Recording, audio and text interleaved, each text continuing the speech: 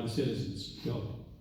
So I was for repealing the ordinance, and since I've been running for county commissioner, apparently people's forgot that I haven't been elected yet, but I take their calls anyway. I go to their homes, I read what's been given to them from code enforcement. Just 2 weeks ago, a gentleman called me, has 20 acres in the county, and says, hey, I got a second notice that they're gonna fine me $1,000 a day if I don't allow them to come on my property. And I said, well, what's the complaint? Heavy equipment noise. He had dump trucks coming in, re-graveling his driveway because he was preparing for his daughter's wedding. Some neighbor turned him in, and code enforcement wants to fine him if they don't get to come onto his property.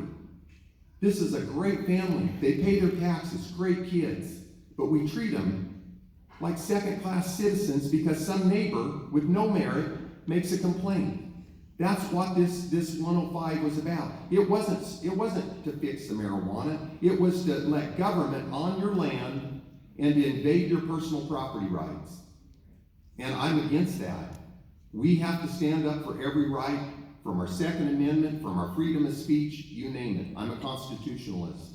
I will protect every right you have, and I will protect your property to the end. And that's what this is about, folks. Really? Women's bodies? Brian, you I want don't know if he to was going to check women's code bodies. enforcement? Yeah, I think I will. Okay. The code enforcement ordinance was drafted by the current commissioners to address a very specific problem.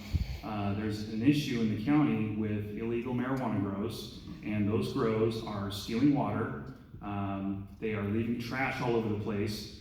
There are human rights violations happening at these grows, and code enforcement has no way to do enforcement currently for these issues. So that was why the commissioners and Sheriff Daniel put this forward. The language in there was pretty good. There was a couple of things in there that could have been a little bit tighter, and I think that people took issue with those things. There was concerns about property rights being violated. And Sheriff Daniel has said this ordinance would only allow code enforcement on the property if they had permission from the property owner or if they got a warrant from a judge. So there's no code enforcement coming on the property without one of those two things happening. So property rights are not being violated. I think we still have an issue in the county with those issues I just said with these grows, and I would be in favor of looking at revising the ordinance to take care of the property rights issues that people have. I think there are a couple little places in there that could be fixed, but we still have this issue in the county.